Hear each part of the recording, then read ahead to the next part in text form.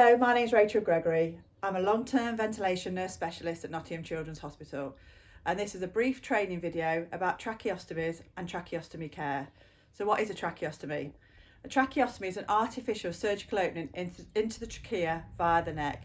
It provides a channel for effective breathing and removal of secretions when it's impossible to breathe via the nose and mouth.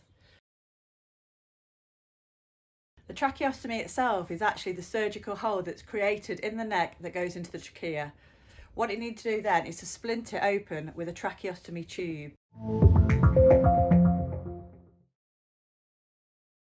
I've got a variety of tubes here on the table. The ones that we use predominantly in Nottingham are the Bivona or the Shiley.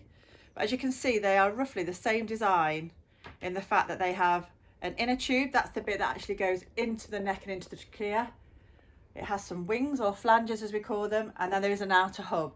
This one's a longer hub, it's called the flex end, whereas you can see on the Shiley it's a short hub. On the wings themselves, they have the size of the tube, you can see there, and it's a little bit like a pair of shoes in the fact that these tubes are fitted to fit the size of the child's tracheostomy perfectly. And as children grow, we often have to upsize the size of the tubes. So the idea is that they go into the trachea, into the tracheostomy hole, and they fit quite snugly, and then air is able to pass up and down into the child's airway through the tracheostomy. What you're then doing is you're bypassing the nose and the mouth.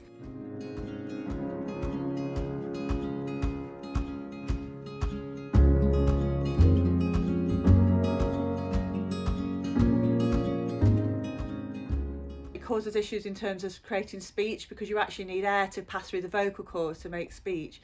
So if you've got a tracheostomy, often children, because it's such a nice snug fit in the airway, often able to vocalise or make a loud sound.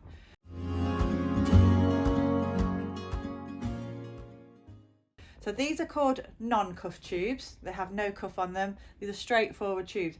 And what you need to do is when you're looking after a child is know exactly what size the tube is that the child has that you're looking after and what style they are as well. These are a bit more specialist in these tracheostomy tubes. These are called the cuff tubes, and this is a water-filled cuff tube that has to inject and fill the balloon with water, and what that does is that creates a seal in the trachea so that no air can pass around the side of the tube. We often need this if there's trouble ventilating children or if there's an issue with secretions. You need to know exactly how much water to insert into the balloon to inflate it. And then, so you also need to be really careful.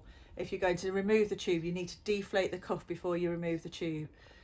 Good practice with these tubes is we suggest to families that they deflate and inflate the cuff at least once a day to make sure there's a correct amount of water in the tube. This is an air-filled cuff. Works exactly the same way as the water-filled cuff, but actually the air, it fills up with air rather than water. As you can see, when we deflate this cuff, there's still a cuff evident on the outside, whereas on the water-filled cuff, when you deflate it, it sits flush. So that it's just different thoughts about which cuffs we use on different children and why. So again, really important to know exactly what tube the child has that you're looking after, if it's water-filled, if it's air-filled, or if it hasn't got a cuff, and actually the size.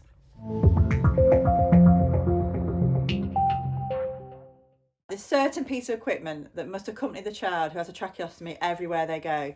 Predominantly these are the tracheostomy box, a suction unit and suction catheters. The tracheostomy box should contain everything you need in case of an emergency with a tracheostomy tube.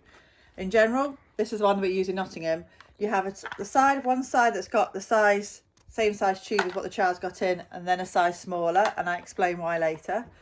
And then on the other side, you have all the equipment you possibly need to do an emergency tube change or a planned tube change.